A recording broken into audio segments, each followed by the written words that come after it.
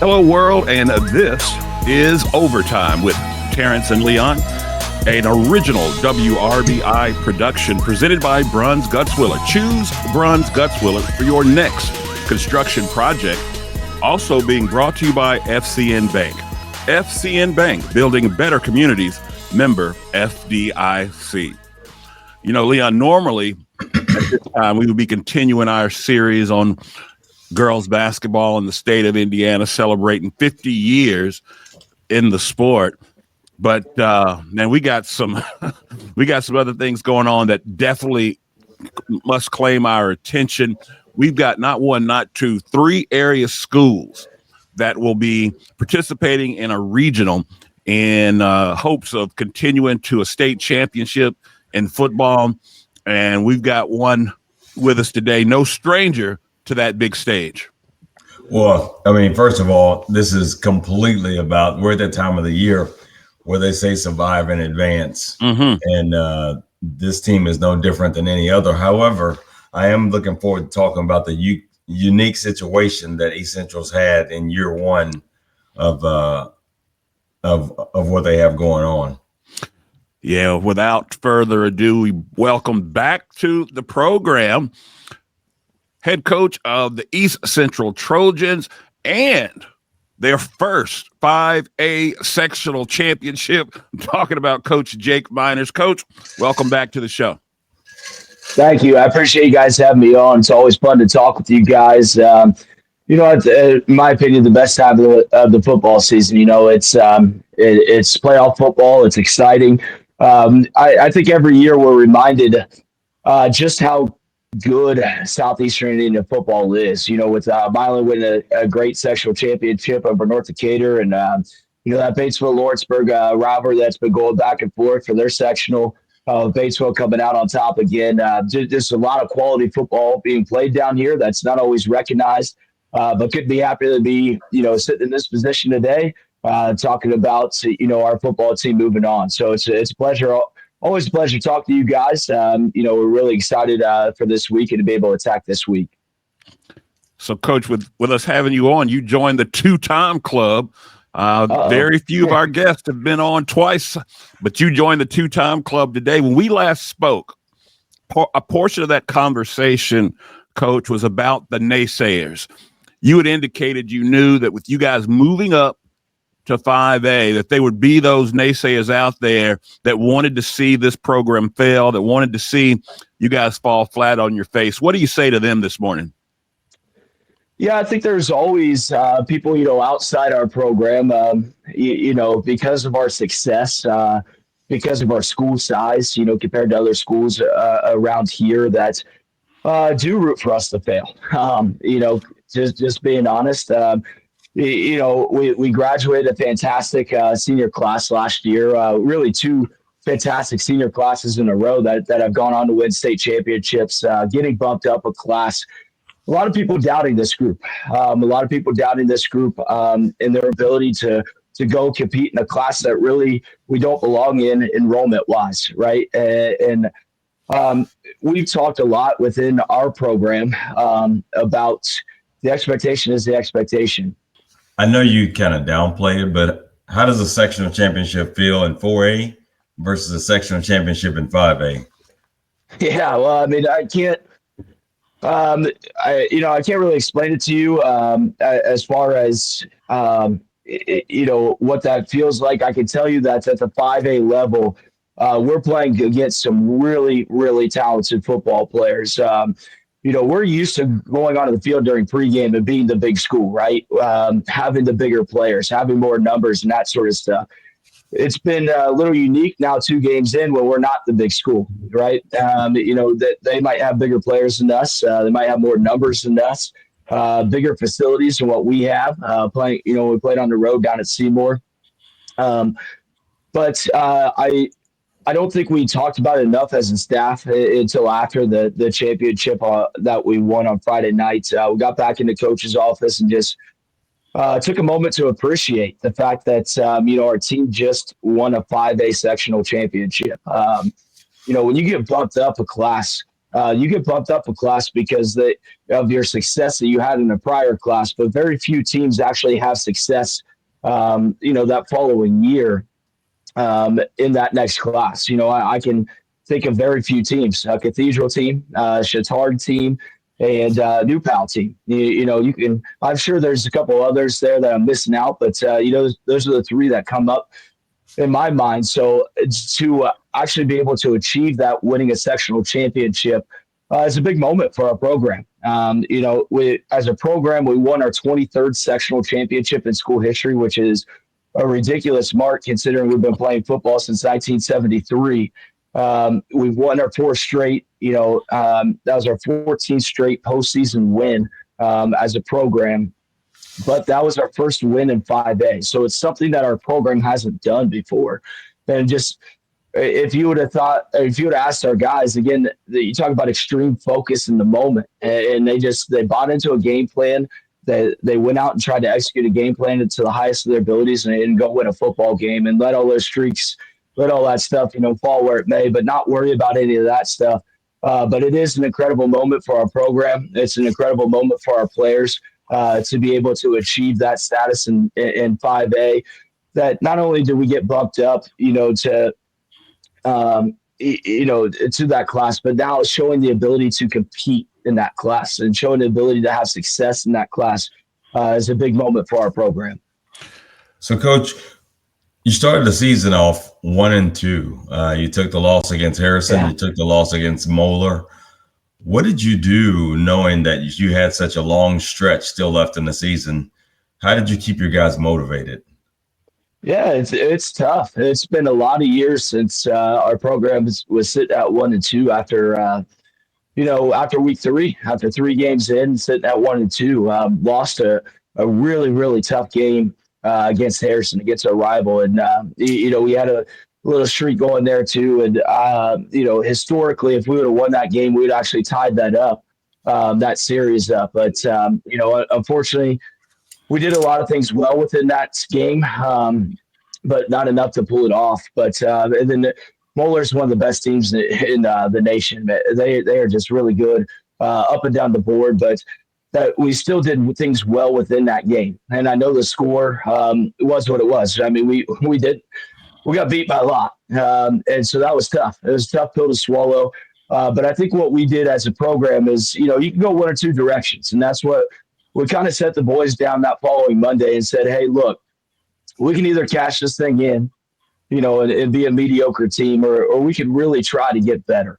And I think that we have, weirdly, even though we're sitting at 1-2, I thought we got better from week 1 to week 2, from week 2 to week 3. And then obviously we got better from week 3 to week 4. So even though that we had our record, and I'm a big believer, and you are what your record says you are, I do feel like we got better within those weeks and had a chance to continue to get better, to be a different football team at the end of the year than what we were at the beginning of the year. And a credit to our players for really buying into that, for knowing that within themselves that they could play a lot better, that we just had to clean some stuff up. We moved some pieces around. Carson Pazanka started playing a lot more outside linebacker for us. Troy Sebastian, that's only a freshman. He was playing outside linebacker for us. We moved him back to free safety, allowed him to play a little bit more in space, and he really took off and ran with that position. So there's some, little scheme things you could do, little personnel things that you could do, to really try to, propel your team. But at the same time, it's our boys' mindset. And it's a mindset of, we want to get better. We want to be playing our best football come playoffs. We want to win every game. Yes, but we do feel like we got better. So just really proud of our group for the way that we were kind of able to overcome. But we knew coming into the season that we were going to be an inexperienced football team. And there was signs of that in the Lawrenceburg game that we had played, and we won. But there were some things that happened within that game that an experienced football team doesn't make those mistakes. That we needed to have those growing pains to get through that Lawrenceburg game. And it really showed up in that Harrison game when, where it's a tie game. We actually had the ball going in the score to take the lead late in the fourth quarter in that Harrison game, and we fumble it away. Still, we have an opportunity to stop Harrison on the ensuing drive to hopefully force that game into overtime, and we'll give up a touchdown there. So those are growing pains that I feel like, obviously you don't want to go through as a football program, but it might have been the best thing for us to go through those growing pains. In regards to some of that adversity, Coach, talk to me a little bit about your sophomore and junior classes, because all they know is state championships. Yeah. When that adversity came up, particularly with those two classes, your sophomores and juniors, what was the approach to help them through that? Yeah, you kind of have to, you kind of have to step back and to explain, football's football. No matter, whether you're playing for a sectional championship, you're playing, week 4, you're playing. Football comes down to we preach it within our program. Defense, you got to tackle and you got to create turnovers. Offensively, you got to take care of the football and you got to score points. And that comes down to execution. And I do think that's all these guys have ever known is and I think that even bleeds into our senior class a little bit. Mm-hmm. Last time they were freshmen, might not have been traveling with us. When we made it to the regional final, but lost a tough one to Evansville Memorial. But specifically with those, the sophomore junior class that we're asking, Ryan Mingus, who's a sophomore, Colton Bellman, that's a sophomore, Sam Crimer, who's a sophomore up front. Right now, Logan Collier is a junior for us. So, I mean, I can go up and down our roster. We even have a freshman, starting on defense. And I go up and down our roster with sophomores and juniors playing big moments for us, right? And I think what you have to do is you have to talk to them and you have to be real with them. But at the same moment, you got to be a positive reinforcement with them. So the things that they do well, you have to make sure that that they understand that they're doing that well. Coach, if you don't mind me asking, what moment in time or game when you saw, okay, I think we're going to be just fine? As far as this season goes, I think we had shown flashes early on. I think we had shown flashes in that Harrison game. I thought we showed flashes in the second half of that Moeller game that our guys, we were down. We knew we were going to have a running clock at halftime at the Moeller game. And our team could have folded there. But our team came out and, we're competitive, scored a couple of times, got a few stops there in the second half. So there were flashes during that Moeller game. But quite honestly, I think that, how we handled that Batesville game, I thought that I knew we had a chance to be pretty good because Batesville is a really tough, really experienced football team. That we were battle tested. It was tight at halftime. We came out and we won a second half. And I thought in that game we weren't clean. We didn't play our perfect football by any stretch of the imagination. And Batesville would say the same thing. They didn't play perfect football either, and I'm sure they'd continue to get better as well. But I thought in that game specifically in the second half was, hey, boys, we've got a chance. We've got a chance of being a pretty good football team if we can piece these things together, if we can, start taking care of some of those fine-tuned details, that we got a chance of being pretty good here. And I still think, in that, sitting there in that, in the Seymour game and in the Franklin game, it's like, I don't think we peaked yet. I don't think we played our best football just yet. And I really hope, first of all, that we do this Friday, because you want to continue to set that peak, and that's what you want in the playoffs is to continue to get better. Bruins Guts Willer is the right choice for your next construction project. We strive to deliver unparalleled service to our clients by focusing on craftsmanship and quality. Our core values of integrity, professionalism, and fair pricing all but ensures our clients receive the best possible experience. Whether it's commercial construction, remodeling an existing space, or even building a luxurious home, we offer a comprehensive suite of construction management services. So before you break ground, give us a call at 812-934-2105. Bruins Guts Willer, building a better future for southeastern Indiana for over 100 years.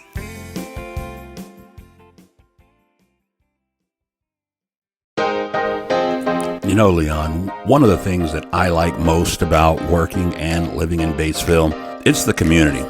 Batesville has a little something for everyone, and FCN Bank is the exact same way. Whether it's my personal or business needs, FCN offered me an array of banking products and services that would fit my every banking need. Don't take my word for it. You should check it out yourself at www.fcnbank.com. FCN Bank, building stronger communities. Member FDIC.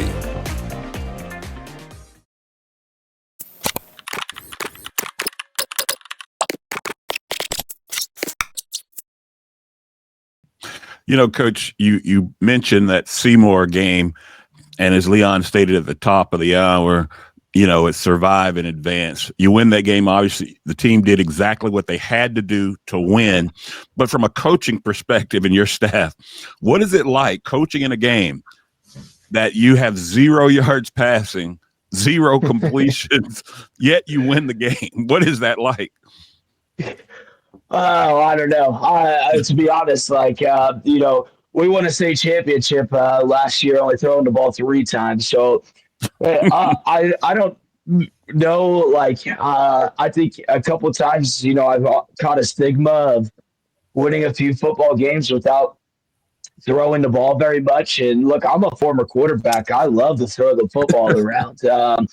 But I think you just make a decision of, you know, taking what a defense can give you and set as a coach, your role, right, is to set the team up to give them the best chance to win a football game that right. You can give them. And then it's up to the boys to go out and execute. We were going to come out and we were going to do some things in the run game schematically. We were going to run a little bit more double wing. That's what we wanted to come out in. And to see, you know, what it gave us. We felt like it was going to be a nice little package for us. Well, then we were getting chuck plays on it. So, yeah. Right, you're going to stick with it. And you're going to stick with it. And there really just didn't become a point in time where we really needed to throw the football. We threw the football a couple of times on some play action, some, you know, trick plays, I guess, if you want to call them, some shot plays. You know, to try to take advantage of them. But we got to throw the football because we wanted to in that game, not specifically because we had to. And that's a really good feeling. I mean, it's a good feeling if you can execute. I'm a big believer. And it's because it's the way the EIAC, the conference, is played. If you want to win conference games, you got to be able to run the football offensively, and you got to be able to stop the run defensively. Coach, you talk about a kid like Ryan Mingus. What players would you say have surprised you by stepping up this year and playing a major role? Yeah, I think I don't want to say that Ryan Mingus, you know, that we expected him to do what, you know, have the year that he's had, because he's had a great year, and he has improved every week because he was just a sophomore. And there were some things, you know, throughout the regular season that you have to make as a coach. And I think we learned this with, you know, having a back like Josh Ringer, you know, before them, having some great backs within our program, that the more miles you can keep off of their legs during the regular season, the better prepared they're going to be for the playoffs, because they're going to have fresh legs. And Ryan Mingus has had a wonderful year. But we had high expectations for him coming into this year, and he's done a fantastic job for us. I think on the offense side of the ball, you know, Colton Bellman has turned into a varsity football player. He played at the JV level the first 3 weeks of our season. You know, we're sitting at 1 and 2, right? Trying to figure out what players can help us at the varsity level, who needs to be at the varsity level. He had 3 fantastic games at the JV level, started getting more and more time at the varsity level, and now he's playing significant snaps for us as a running back. That gives us another option, who's also a sophomore for us. Sam Crimer, that honestly, heading into the season, he was in the mix to earn a varsity lineman spot as a sophomore, but really forced into a huge role for us with Noah Brown going down in the preseason. And he stepped up as a sophomore and turned into one of our better offensive linemen. More recently, Logan Collier Gavin Osmond went down with an injury 3 weeks for us, and Logan Collier as a junior, played at the JV level most of the season for us. Had to step in at left tackle. Has played significant minutes for us the last 3 weeks, and that has continued to get better. I think on the defensive side of the ball, Remus Rutherford, who's a senior, but might not have played significant minutes for us up until this year, has really, really been effective for us last few weeks. We mentioned Troy Sebastian as a freshman, really settling into his role at the free safety position. One guy that I just has had a fantastic year for us is Nyden Houston. He started out as a free safety for us, come down as a strong safety. He's not the biggest guy in the world. He's a tough-nosed wrestler type of kid that has really had a great season. But I could go up and down the board. Right. Jake Lutz has stepped in and played.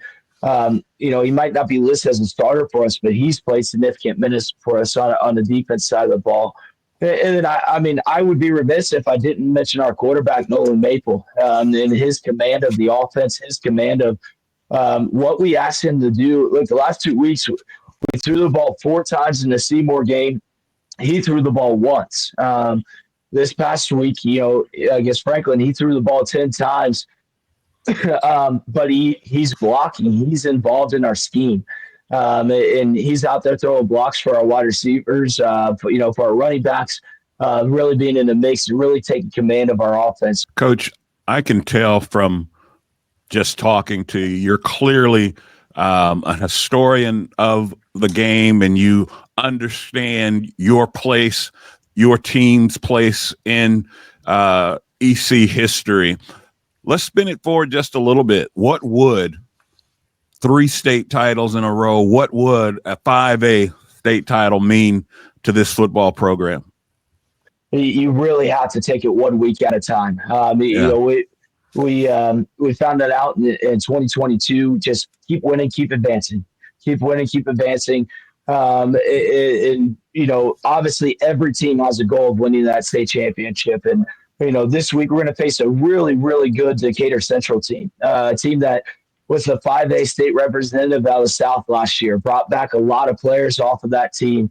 They're an experienced group that we're heading into a regional final, and we're going to play really well. We have to play really well to win. Hopefully we'd be able to advance from there. Then, we're facing either a really good Bloomington South team or a really good Castle team. And you have to, survive. You have to play that week. But I think one thing that, what you have to do is you got to get your players believing that they deserve to be on that level, that they deserve to be in this moment, and to believe in themselves that they are the best football team to be in that moment, and to go out and have confidence and to play in those games and to win those games. And we got to, you got to win this week, and then, you be fortunate enough to go win next week, and then, you take your shot at the state championship game. We're fortunate enough to get to the state championship, and, we're fortunate enough to win another one. Again, a lot of things got to happen, but just being incredible. I think there's very, very few teams that have gone on to win at the next level. And, last year, right, it was do something in our program's history that's never been done. Go win back-to-back state championships. It's never been done in our program, and that's what we wanted to continue to advance our program. And now it's, hey, let's go win one in the class, that we're being put in 5A. So, if we could do that, it would be the first time, obviously, we won it in our school history in 5A. First time, it'd be back-to-back-to-back state championships, but just be an incredible moment that, when I first took over this job, I think what we really wanted to do was put our program in the conversation of one of the better programs in the state. And, I think we've done that, at least put ourselves in the conversation. But now it's not only maintain that level, but can we get even further? Can we solidify that even more? Guys put me in a great spot to be able to lead this group. Guys, I had a lot of fortune on our program and on our players and on myself. And we'd just be extremely thankful and extremely blessed to be put in that situation. All right, Coach, listen, we definitely appreciate you taking time out this morning. Know you got a busy week. It's regional championship week, so a lot of things to claim your attention to, but glad you decided to spend a little time with us this morning. And we hope, hey, you end your season by winning your last game. That's all you got to do, Coach. Just win your last game. Yeah, that's a good feeling when you win the last one. Trust me, it makes it for a much better all season. But no, I appreciate you guys having me on. It's awesome to be able to talk football this time of year. Really, really enjoyed talking football with you guys. All right, Coach. Good luck this Friday night, and we'll definitely be keep an eye on those Trojans. Hope to talk to you again soon. Thank you, guys. I really appreciate it. Thanks, Coach. And that's going to do it for this one. We'd like to thank all of our sponsors for making this show possible.